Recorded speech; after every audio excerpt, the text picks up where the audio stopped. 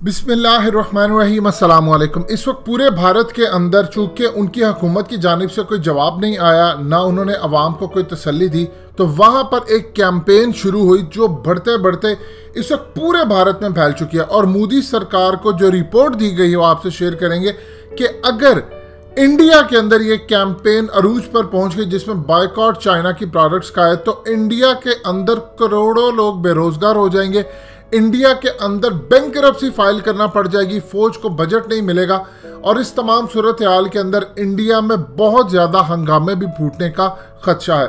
अब आप सोचेंगे कि चाइना का ऐसा क्या है, बायकॉट करने से इंडिया को क्या नुकसान होगा। ज़रा सुनते जाइएगा और आप हैरान होंगे कि इंडिया सारी जिंदगी भी चाइना के आगे अब खड़ा नहीं हो सकता जो उसने इसका हश्र किया है। मज़ीद डिस्कस करने से पहले इस वीडियो को लाइक करें, हकीकत टीवी को सब्सक्राइब करें और बेल आइकन पर ज़रूर क्लिक करें। सोनम वांगचुक ये बेसिकली एक इंडियन इंजीनियर है, इनोवेटर है और एजुकेशन रिफॉर्मिस्ट है। ये वो शख्स है जिनकी लाइफ की स्टोरी ने विनोद चोपड़ा को इंस्पायर किया था और उन्होंने 3 इडियट्स के अंदर आमिर खान का जो करेक्टर रेंचो के नाम से था उसको बाद में उन्होंने ऐड किया, यानी इनकी लाइफ से इंस्पायर होकर उन्होंने रेंचो का करेक्टर लिखा था। अब इन्होंने कैंपेन चलाई 3 इडियट्स के बाद ये पूरी दुनिया के अंदर मशहूर हो गए, ये हुकूमती लेवल पर भी काम कर चुके हैं। इन्होंने कैंपेन शुरू की कि बायकॉट करें आप इंडिया की प्रोडक्ट्स का। अब ये इतनी तेज़ी से पूरे भारत में फैली, इतनी तेज़ी से फैली, लेकिन इसने मोदी सरकार की नींदें हराम कर दी कि अगर ये वाकई इंडियन लोगों के अंदर ये चीज़ फैल गई तो इंडिया का बुरा हाल हो जाएगा। अब आप ज़रा यहाँ से अंदाज़ा कीजिए कि इंडिया के हवाले से एक ऐप आती है 17 मई को लॉन्च की जाती है, जब इंडिया के अंदर फौजें घुसी और इंडिया के लोगों ने बहुत ज़्यादा इस पर गवर्नमेंट के खिलाफ एक्शन लेने के लिए एक एप्लीकेशन लॉन्च कर दी। आप इसको इंस्टॉल करते हैं और उसके बाद ये बताती है कि आपके मोबाइल में कहाँ कहाँ चाइनीज़ ऐप्स हैं और उनको आप डिलीट करें। अब इससे सूरत हाल ये हुई कि चाइना ने गूगल पर प्रेशर डाला और उसके बाद इसको रिमूव करवाया गया। ये तो सूरत हाल एक तरफ थी। इंडिया के अंदर टिकटॉक यानी 50 करोड़ भारतीय टिकटॉक को इस्तेमाल करते हैं और टोटल ओवरऑल जो टिकटॉक के यूजर है पूरी दुनिया में वो तकरीबन 85 करोड़ है और इसमें से करीबन 50 करोड़ यूजर तो सिर्फ इंडिया के हैं, यानी डायरेक्टली चाइना की बनाई हुई टिकटॉक इंडियन इस्तेमाल करते हैं और उसका टोटली फायदा जाता है चाइना को। शायद ही भारत का कोई घर हो जहां पर यह इस्तेमाल ना होती हो। अब अगर टिकटॉक बंद होती है तो सबसे ज्यादा फ्रस्ट्रेशन होगी यूथ के अंदर, क्योंकि वहां पर बहुत ज्यादा इसको इस्तेमाल किया जाता है एंटरटेनमेंट के तौर पर। इससे भी ज्यादा इंडिया की जो मोबाइल नेटवर्क कंपनीज है वो अरबों डॉलर्स की सेल करती हैं अपना मोबाइल डाटा बेचकर, जो कि टिकटॉक के लिए इस्तेमाल होता है। अगर टिकटॉक बंद होती है तो उनकी रेवेन्यू में असर पड़ेगा, जिससे उनकी टैक्स कलेक्शन इंडिया की कम होगी और इंडिया के अंदर फौज को, एयरफोर्स को और दूसरे इदारों को देने के लिए बजट में नुमाया कमी आएगी, जो कि डायरेक्टली इंडिया की सिक्योरिटी पर असरअंदाज होती है।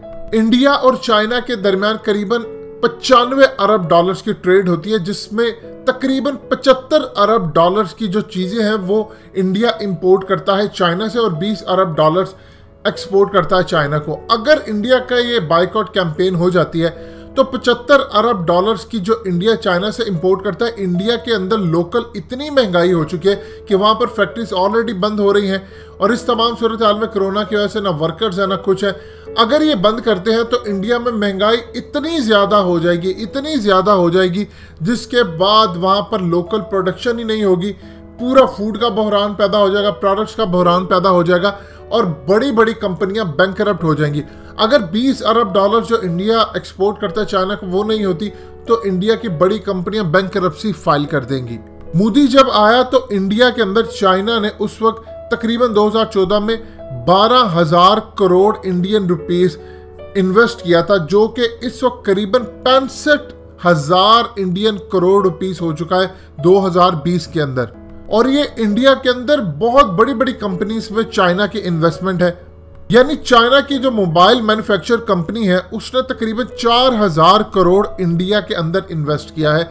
और चाइना ने खेल बड़ा ज़बरदस्त खेला कि बहुत सारी जो कंपनी थी वो सिंगापुर या दुनिया के दूसरे ममालिक के अंदर थी, लेकिन वो है चाइना की कंपनीज, लेकिन वो इंडिया के अंदर इस वक्त इन्वेस्ट करके बैठी हैं। अगर ये तमाम की तमाम बाइकआउट होती है और वो रोक लेते हैं तो इंडिया के अंदर बेरोजगारी बहुत ज्यादा हो जाएगी, क्योंकि तमाम की तमाम कंपनियां छोड़कर चली जाएंगी। इंडिया ने स्टार्टअप के लिए जो पैसा लिया है वो कई लाख करोड़ जो लिया है वो चाइना से लिया है। इंडिया की बड़ी बड़ी जो कंपनी है स्टार्टअप के लिए उसमें से तकरीबन 70% चाइना की है। और इंडिया की जितनी बड़ी कंपनी है, Paytm, Snapdeal, Zomato, Ola, hike और उसके अलावा बिग बास्केट, ये जितनी बड़ी कंपनी है, ड्रीम 11 भी, ये तमाम की तमाम चाइना की है और इनमें कई हजार करोड़ की इन्वेस्टमेंट चाइना की है। 70% भारतीय कोई ना कोई लाजमी चाइना की एप्लीकेशन इस्तेमाल करते हैं। अब आप ये देख लें कि इंडिया के अंदर चाहे ओप्पो हो, ह्यूमी हो या कोई भी दूसरी बड़ी टेक्नोलॉजी और मार्केट कंपनी जो मोबाइल सेक्टर है, वहां पर तकरीबन 72% उसमें चाइना का शेयर है। यानी जितने मोबाइल फोन बिकते हैं, चलते हैं इंडस्ट्री, उनकी 72% चाइना का शेयर है। उनकी टेलीविजन मार्केट हो, उनकी ऑटो मार्केट हो, ये जितनी बड़ी कंपनीज, ये तमाम की तमाम उसमें चाइना का हिस्सा है। अगर इंडिया बाइकआउट करता है तो आप ये देखिए कि इंडिया बैंकरप्ट हो जाएगा, करोड़ों लोग बेरोजगार हो गए, इंडिया के अंदर से चाइना पैसा निकालेगा और इस तमाम सूरत हाल में हंगामे फूटने का खदशा है। ये मोदी सरकार को रिपोर्ट दी गई और कहा गया है कि अगर बाइकआउट कैंपेन को रोका ना गया चाइना की खिलाफ, जो इस वक्त इंडियन मीडिया और इंडिया के अंदर आम लोग चला रहे हैं, तो आप समझ लीजिए फिर इंडिया के बुरे दिन बदतरीन शुरू हो जाएंगे। हम मजीद चाइना के आगे लेट जाएंगे। दोस्तों, हकीकत टीवी को सब्सक्राइब करना मत भूलिए, वीडियो को लाइक करें, शेयर करें और कमेंट सेक्शन में अपनी राय का इजहार जरूर करें।